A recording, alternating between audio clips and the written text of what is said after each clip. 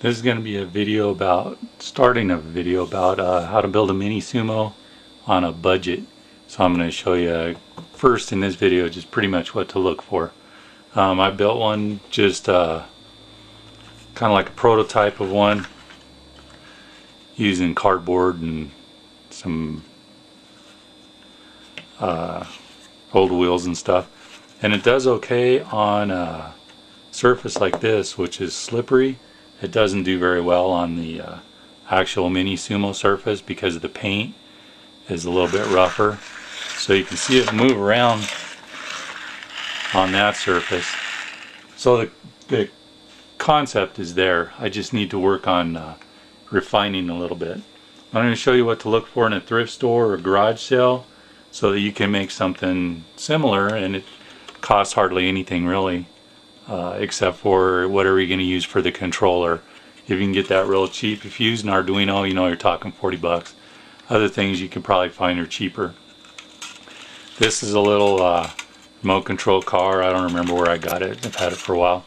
A couple things to look for. See this little thing here adjusts the steering, and this steering kind of, it just moves and flops back and forth. So there's something in there like an electromagnet or something doing the steering, but it's not a motor. So this is something you don't want. Another thing to look for is see that both wheels turn at the same speed in direct turn one. It's because it's got a solid axle in there, and that's another thing that'll keep you from being able to use that one as a MiniSumo, or at least you know this kind of a MiniSumo. And so here you can see there's a little Jeep Wrangler, same thing. It's got the adjustment. The wheels just kind of flop when you move them, and they both turn at the same speed and direction. So that's another reject. We don't want that one either. And then this one, oh, I'm going to put a link down in the comments there about steering, hopefully, and it'll explain those two have what is commonly referred to anyways as Ackermann Steering. I don't think it's actually true Ackermann Steering, but it's close enough that that's what people call it. And what we're going to use in the MiniSumo is going to be differential steering, where one wheel turns independently from the other wheel. That way you can turn in place and things like that. It'll be a lot easier to maneuver, program, and things like that and build. Here's another one I thought I'd just show real quick. This one actually, if you turn one wheel, the opposite wheel goes the opposite direction, which is a little counterintuitive. What that means is it doesn't have a solid axle in there, but it has an actual differential gear set, just like a rear-wheel drive car. It has a real honest goodness differential. And the reason cars have differentials is because if you're going around a corner, you can see the outside tire would go a lot farther than the inside tire. So they put a differential in there that allows both tires to spin relative to how fast they need to go around the corner. Now for your bonus question of the week though, this car we've already determined has a differential in it, and the reason to put a differential is for steering. You can hear the motor if I turn them both kind of at the same time. That's when the motor's turning. It doesn't turn here. Now the question of the week is, why would you put a differential in a car that doesn't have a steering? I have no idea why this toy maker put a differential in a car that doesn't have a steering. But anyways, there's some things on there that you might want to use later, the wheels and things like that. But and they're not very expensive, so good parts on a budget there. And then I have another one that I haven't tried to build a MiniSumo out of one like this yet. This one, it seems to me, is going to have some potential though. Both rear tires, so it's got a solid rear axle, one motor back there. But this one, instead of having those little electromagnets or floppy things or whatever, it actually has a motor with gears up here in the front end that's turning the front axle around. And I don't know, I've never seen one of these things actually driving, so I don't know if the motor on the rear with those gears, if they go the same speed as the motor on the front or not.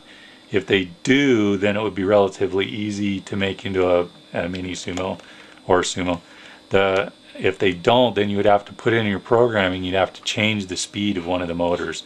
And if you reduce the speed of one of the motors, you're also going to be reducing the power on one side, the power available on that one side, which might come into play when you're pushing.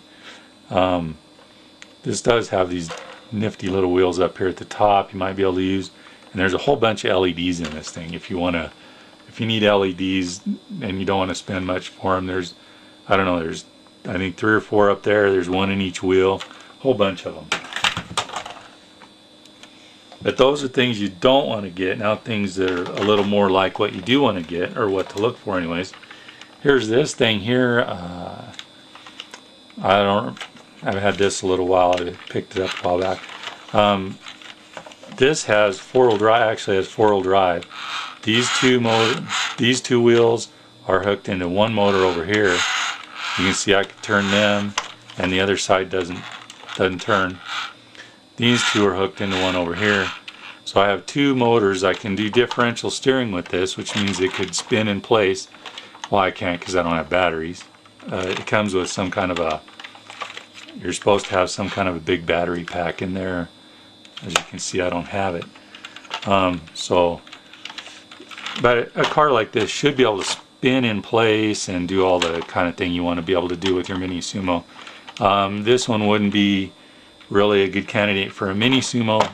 For one, it's unbelievably heavy. This thing weighs probably almost 5 pounds, and there's no batteries in it.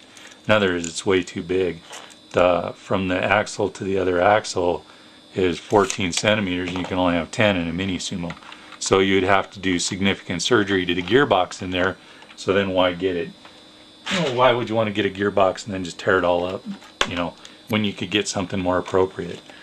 And I found this a while back at a thrift store, and I'm not going to try and make a MiniSumo out of this, or a Sumo. I'm going to mess around with it first, try and find more information on it and stuff. It actually has a barcode reader across the back where you could get cards with barcodes on them, slide them through, and then these little hands come out and punch. But it's also a 4-wheel drive with differential steering, so you can see that I can turn one side and the other side doesn't turn. Got it for $5. Like I said, I'm going to get more information on that thing and maybe do. It's also really heavy with it. Now we're getting into something a little bit more like what we're looking for. Differential drive. Scary teeth, which are irrelevant. The tires are probably going to be quite a bit too wide, unless you figure out a way to get those things right next to each other, because they're 4 centimeters on their own. So that's 8. You'd only have 2 centimeters between them. Now that'd be pretty tough. And then the gearbox is obviously going to extend in front of the axle. We don't know how much though, and that's 8 centimeters from center to center. So it's probably, the gearboxes on these are probably a little bit too long. This is again something I might mess around with outside of a MiniSumo arena, because I think it's at least water resistant, if not waterproof. So it could be kind of fun. I might try and drive it through a mud puddle or something at some point. I don't have a remote for it though. And then I have this other one here, which is, in my opinion, pretty dang ugly. But we have a differential drive for the steering. Kind of. This just, I don't know how this is all busted up here in the front. Just supposed to flop around and just steer, I guess. These look like they're going to be pretty good tires. They're pretty good size. They're a little bit small compared to my other ones, which will make, if I'm going to use the same set of gearboxes as I did on the other one, these won't work for that because they don't have a big enough diameter. And then these are obviously way too big. I don't know, it's got shock absorbers on the side for something. Oh, and this little wheel right here, part of the reason that cardboard one I showed at the beginning doesn't do very well on a MiniSumo surface is because the surface is painted, and so it has texture. It does okay on plastic like this, because that one has the back half of it just drags on the ground. There's a little piece of smooth plastic on the bottom, that little white, but that's not very effective. But this little wheel here looks like something I could use to make a caster out of, so that makes this one kind of interesting. You know, I got this other set of tires, potentially differential drive with the different set of gearboxes in this little wheel. So I think I'm going to be able to get a lot of parts out of that for $3. Actually, if you check your thrift stores, a lot of times they have half price sales, so you can get something like that. This is $1.50 on a half price day. But this is what I used for that one. This is a Thunder Tumbler. I don't see it on there anywhere, but I've seen these. There's a couple reasons I want to use this for the second one for the demonstrations and everything. One of the reasons is, well, it's what we want, differential drive. Another reason is I've seen these things. I've probably seen over a dozen of these, probably 15 or 20 of them at thrift stores. A lot of the other ones, like the last one I showed, that goofy looking one, I've only ever seen it once. The alligator looking thing I've seen twice. The little boxing dude once. This one I've seen many times. So this was going to have a lot better availability based on what I've seen. So we're going to get into that next. But so if you're going to follow along with the rest of the series and you can get one of these, that'll make it real easy. Speaking of remotes, if you go to a garage sale or something and you have access to the remote that goes with the car, see, this one goes side to side for steering, forward and back, obviously. The car that goes with this is going to be one like the Jeep or that other one that I showed at the beginning that has that kind of goofy Ackermann steering type stuff in the front, so you don't want that one. But if you come across one with a remote like this is the one for that big huge red one. See, it has forward back on two sides. That's a really good clue that you've got differential steering. You can spin, forward, reverse. So if you get the remote with it, you know, at a garage sale or something, you're looking for something as a remote similar to that. So that's about it. Oh, one more. If you find, I mean, you can find even something like this for not very much money in a thrift store. This one's obviously had a little professional surgery. The vet got a hold of it. If you could, this has got to have quite a few motors in it. And it even has, I don't think you can see it, there's a little light sensor right there, which you might be able to salvage and use. It's got buttons. The nose is a button. This is a button. Here's a button.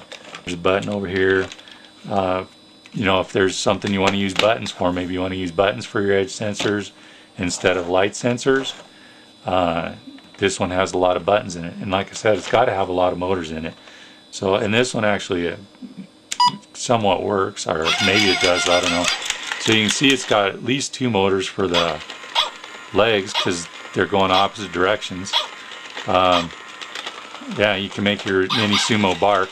There goes the ears. So there's probably a motor in there doing the ears. And then a while ago, I don't remember what I did. There you go. And there's the tail. So there's got to be at least 1, 2, 3, 4 motors in this thing, plus your buttons and sensors. So there's a lot of stuff in there. And the problem is none of these things go in a circle, which is what you want for your, you know, you're going to want to be able to drive, so you need a circle. But if you made like if you could make a MiniSumo out of that, you're that dog, you're the boss. Because you'd have to do a lot of modifications. Or making MiniSumo that walks. If you do that, make sure and put it somewhere and put a comment down below with the link, because I would love to see a walking MiniSumo. That'd be awesome. Okay, so that's it for this time. Here in a minute, we'll do another one. I'm going to take this apart real quick. It shouldn't take long. And then I'll get into showing you the modifications that you need to make to the motors to make that MiniSumo. We're going to salvage another part out of here to use on the MiniSumo.